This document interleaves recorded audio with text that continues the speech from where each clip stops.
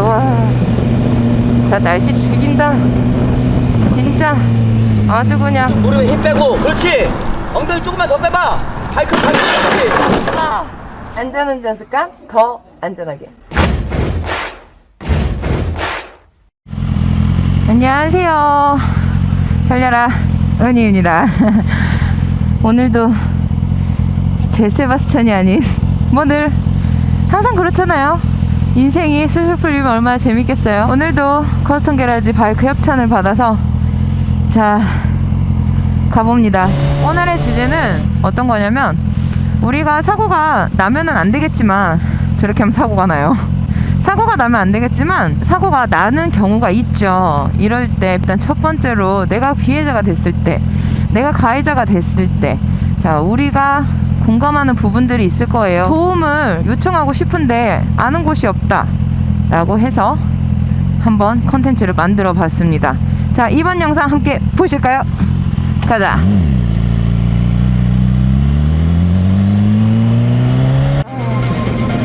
자 날씨 죽인다 진짜.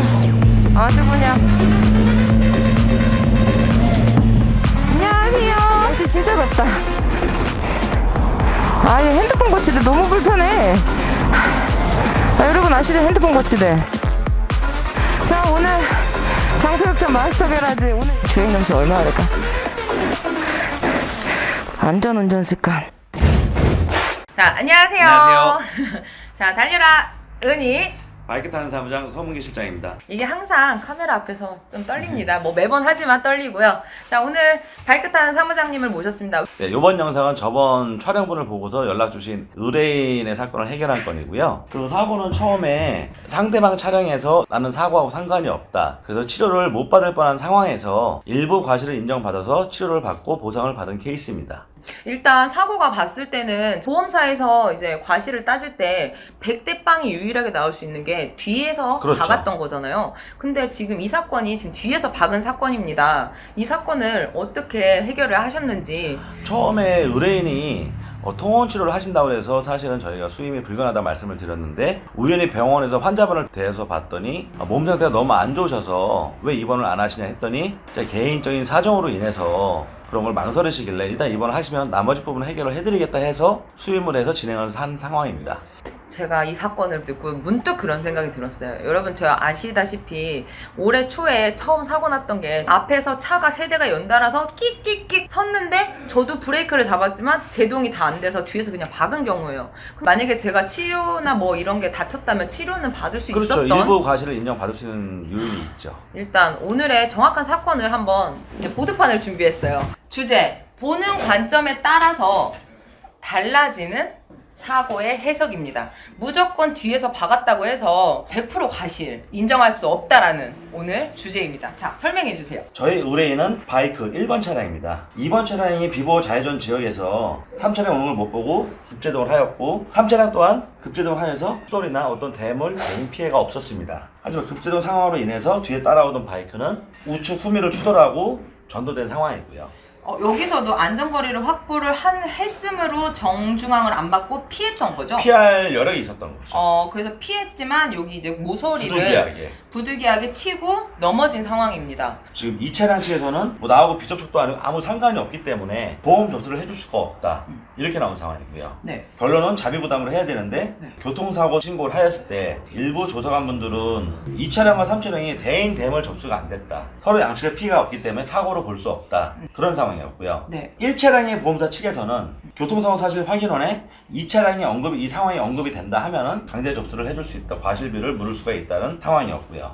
그러니까 여기서 지금 사고 해석이라는 건 뭐냐면, 지금 비보호 좌회전 차량이 들어오는 상황에서 급정차를 했고, 직진에서도 이 차량을 보고 정차를 했어요. 그래서 두 차량은 이제 사고가 안 났으니 우리는 처리할 게 없다, 그래서 보험 접수를 안 한 거죠. 근데 뒤에서 박은 차량, 이 차량, 바이크 차량은 억울한 거죠. 이 차량과 3차량 사이의 급제동 자체를 하나의 돌발 상황으로 보고서 이거를 사고로 인지한다면은 과실의 일부분을 이 차량에 물릴 수 있는 거죠. 우리가 무조건 뒤에서 박았다고 해서 100%가 아니라 이런 사고 원인을 찾아낸다고 하면 어느 정도 단 1%라도 그렇죠. 예, 받을 수 있다는 거. 갑자기 아무 이유 없이 급제동을 할 수는 없잖아요. 사고가 발생한 원인이 급제동인가, 그 인과관계가 증명이 된다면 과실비율을 산정이 가능합니다. 그러면 이 차량이 없었다고 하면 예. 지금 이 차량이 갑자기 급정차를 했을 경우에 과실은 또 틀려지는 거죠. 그렇죠. 아. 그러니까 급제동을 한 이유가 무엇이냐가 더 틀려지죠. 네, 이 차량은 또 원인을 물을 수가 잘못된 있나요? 판단으로 인해서 급제동을 했다면 네. 책임을 물을 수 있습니다. 아,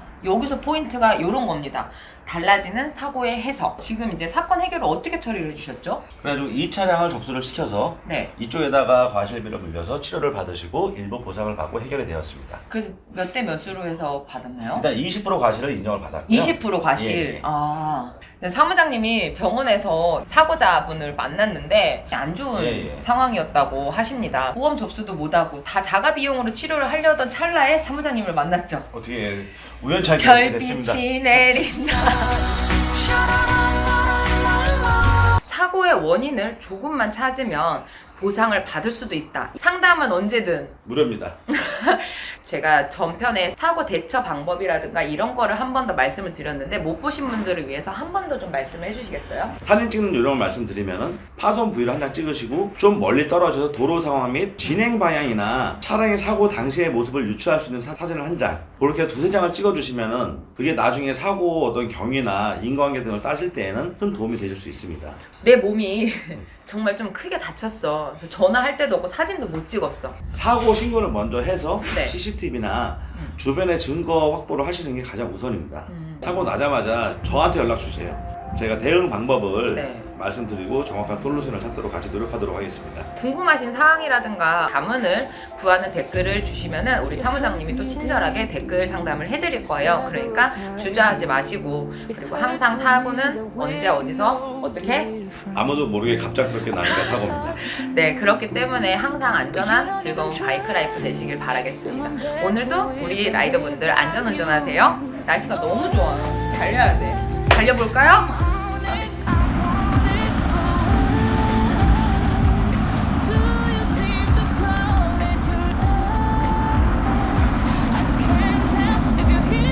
오늘 사무장님이랑 이제 법률 콘텐츠를 진행을 했는데요. 오늘의 주제는 사고 시점. 보는 시각에 따라서 상황이 바뀔 수가 있다는 거 유념해 두시고요. 억울한 피해는 안 당하셨으면 좋겠습니다. 늘 항상 즐겁고 재미진 바이크 라이프 즐기시길 바라겠습니다. 이상 달려라 은이었고요. 여러분 마지막 아시죠? 구독, 좋아요. 그리고 저는 이런 사고로 억울합니다, 도와주십시오 하시는 분들 댓글 주저 말고 사무장님께 도움을 요청하세요. 도움은 언제든 열려 있습니다. 자, 여러분 오늘 이상 달려라 은이었습니다. 여러분 항상 안전운전. 날씨 너무 좋다.